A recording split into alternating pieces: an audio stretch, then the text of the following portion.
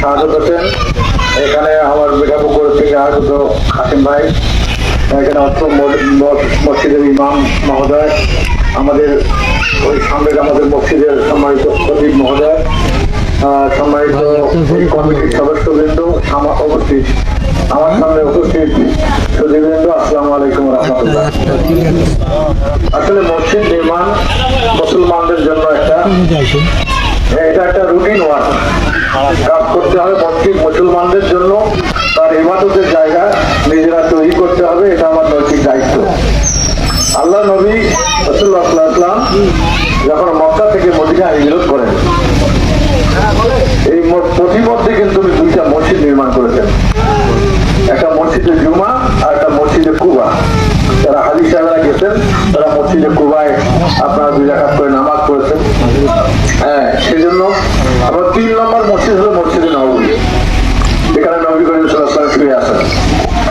এখন আমার প্রিয় নবী যদি হিজরতকালীন সময় প্রতিমধ্যে 2টা মসজিদ নির্মাণ করার সেই সময়, আজ থেকে প্রায় 1450 বছর আগে উনি যেটা অনুধাবন করে থাকেন, যে তার উম্মত হিসাবে আমাদের কি করা উচিত, আমরা অবশ্যই আমরা নিজেরা জানি।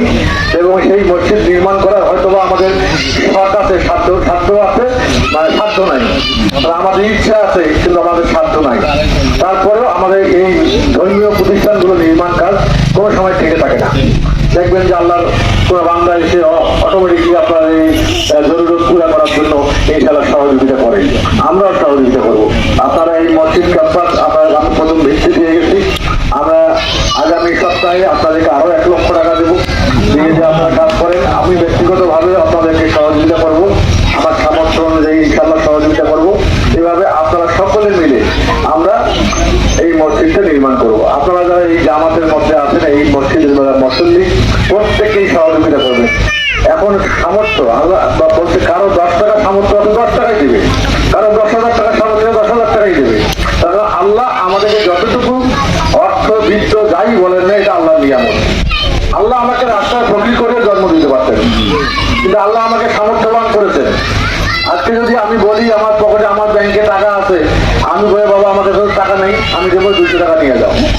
আল্লাহ কিন্তু হকের হাকিম। আজকে এই জামানায় আমি এখান থেকে কথা বলতেছি, আমেরিকা থেকে শোনা যাচ্ছে, রেকর্ড হচ্ছে।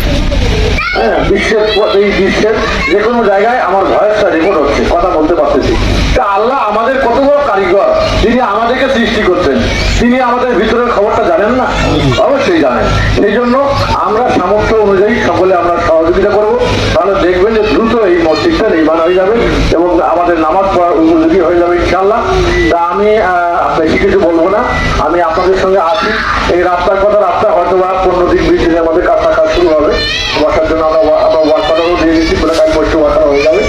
হয়ে গেলে এই রাস্তাটা পুরো রাস্তাটা করবে। রাস্তাটা করার সময় আপনারা সহযোগিতা করবেন, যাতে এই রাস্তা, বিশেষ করে রাস্তা যদি ঠিক না থাকে, না একটা অ্যাম্বুলেন্স আছে, না একটা ফায়ার ব্রিগেডের গাড়ি আছে, হ্যাঁ, না আমরা নিজেরা তো আশা করতে পারি, যোগাযোগ ব্যবস্থাটা কিন্তু খুবই প্রয়োজন।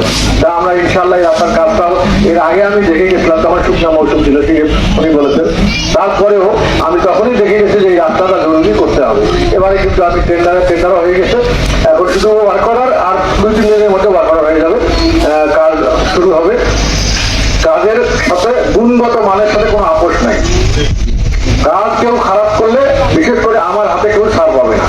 হ্যাঁ, আপনারা শুধু মেসেজ দেবেন যে এই রাস্তা নির্মাণ কাজটা খারাপ হচ্ছে, সাথে সাথে অ্যাকশন, কোনো দেরি হবে না। তা আমি চাই যে আমার নিজের কোনো ব্যক্তিগত ধান্দা নাই। তা আমার আমি আমি শিডিউল মোতাবেক যেভাবে আছে এইভাবে আপনারা কাজ করবেন, ঠিকাদারকে এই কাজটা করতে বাধ্য করবো আমরা, যাতে তারা আমরা মানসম্মত কাজ হয় এবং রাস্তাটা সাসপেন্ড করে।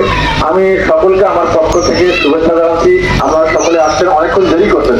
আমি আবার কষাইটুলি মসজিদের সাতধারিটা উদ্বোধন করে দিয়ে তারপরে এখানে আসছি, আমি বাইগঞ্জে। এখান থেকে আমি আবার অফিসে বসবো, সেই জন্য আমি আমার বক্তব্য সংক্ষিপ্ত করছি। আমি আপনাদের সাথে আছি যে কোনো সময়। মসজিদের কাজ কিন্তু একদিনে শেষ হয় না, এরপরে যখন প্রয়োজন হবে আবার আমরা সহযোগিতা করবো।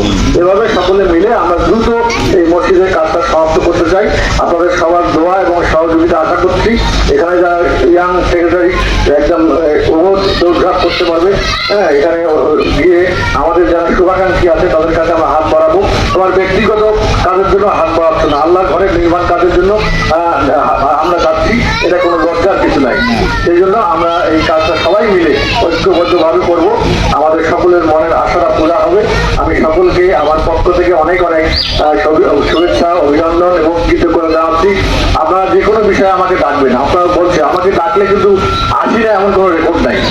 আমি চিন্তা করি আমি মোটরসাইকেলে আসছি, আমার এগুলো নাই যে আমি মেয়র হয়ে গেছি, বিশাল পথ, বিশাল আমার এগুলো নাই। আমার যখন যেখানে প্রয়োজন আমি ঠিকই সেখানে হাজির হব, যেভাবে হোক, রিক্সায় হোক, মোটরসাইকেলে হোক, গাড়িতে হোক, যেভাবে হোক আমি আসার চেষ্টা করবো ইনশাল্লাহ।